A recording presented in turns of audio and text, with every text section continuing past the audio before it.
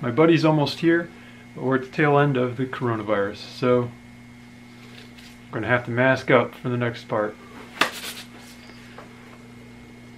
Well, we got some sound. Unfortunately, we only got one speaker making sound. And I think the problem is that this one's the master turned on.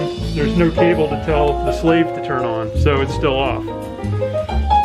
The other problem, the strange thing I figured out, alright, there's no light on the front here. There is here, which the red light indicates master. However, the back of this one says slave, and the back of this one says master. So something's kind of backwards here. I don't know how it got configured that way, but it is. And the remote will not turn the slave on directly, apparently. So we're going to have to jerry-rig a comms cable up between the two of these so one can turn the other on. So I needed a comms cable between these two speakers. This is taken from a 1964 Telefunken Stereo Console. Well, it's a DIN 5. Let's see if it works.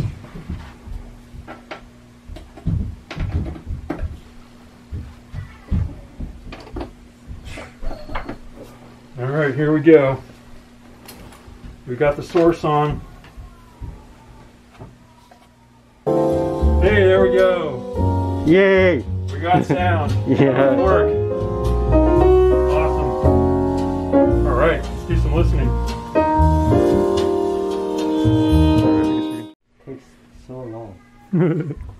It means, yeah, super audio CD. Alright, here we go. Marantz CD player. Super CD.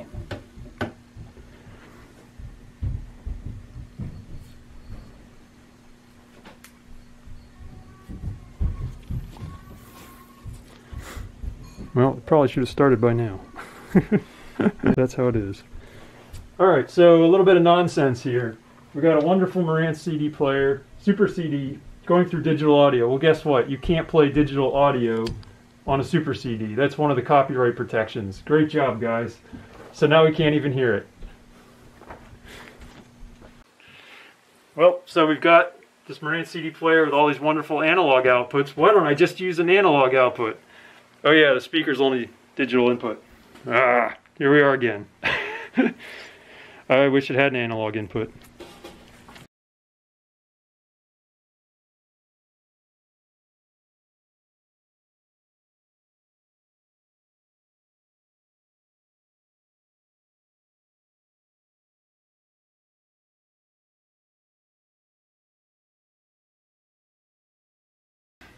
So what did I learn? Well, these speakers sound great. They're incredibly difficult to set up and very painful to get the sources worked out and settings configured if you need to do any configuration. I really am not happy with the Super CD format not being able to play through the digital RCA jack. That was a major disappointment. But the sound is really great coming through the speakers. I mean, they're just wonderful. Can't say anything bad about the sound. But I did want to try changing to the loudness control, and I can't figure out how to get to it. To read the 50-page manual again. It's incredibly complicated to adjust anything in these speakers. Yeah, they're working. That's the awesome thing about them, and they sound really good. So if you get a pair of these, the easiest way to check them out is to hook them up to the digital RCA cable, coax cable, to any old stereo CD player. It's going to play 44.1 kilohertz anyway because the Super CD format doesn't work on the digital cables. So it's pretty straightforward to set up a quick test of the things, it turns out. But you do need that remote. If you don't have a Meridian remote with it, it won't work. You do need a DIN 5 cable to connect the two speakers together, or only one will turn on. And you do need to have the digital RCA cables, of course, to hook both speakers together and hook up to the CD player. If you've got those things, you're good. You should have a really nice test.